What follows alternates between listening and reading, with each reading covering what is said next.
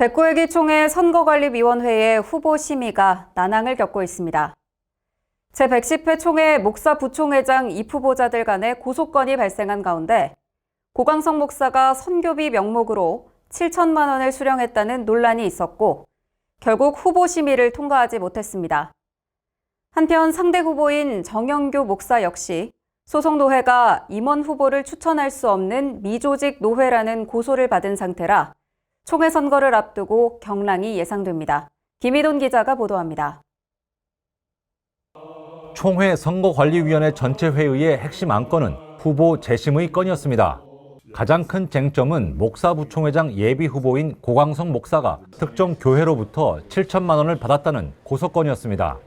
상대 후보인 정영교 목사가 제출한 고소장이었습니다.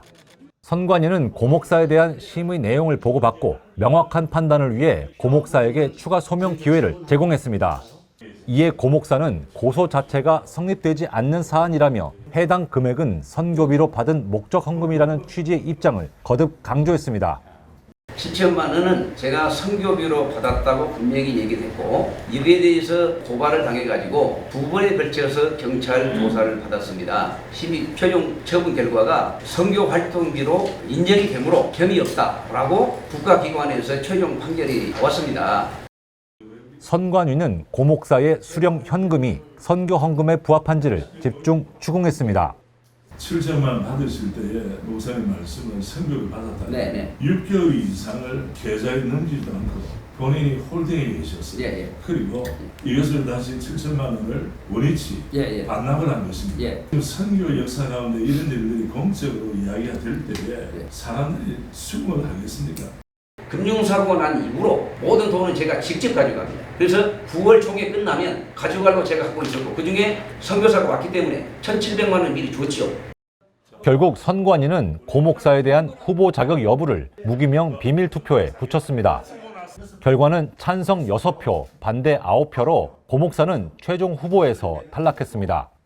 선관위는 그가 받은 현금이 선교 헌금인지 불분명하다고 판단한 것으로 보입니다.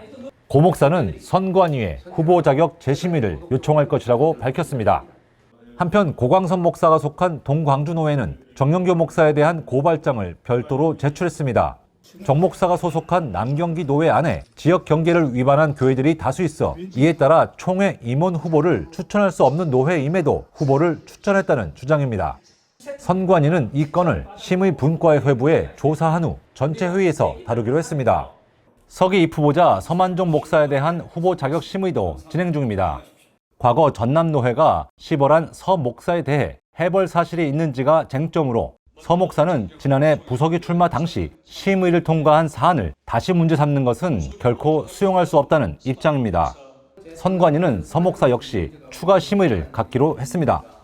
이로써 고광석 목사와 정영교 목사, 서만종 목사와 관련한 재심의 결과는 임원 후보 정견 발표가 열리는 9월 8일 선관위 전체 회의를 통해 최종 확정될 전망입니다.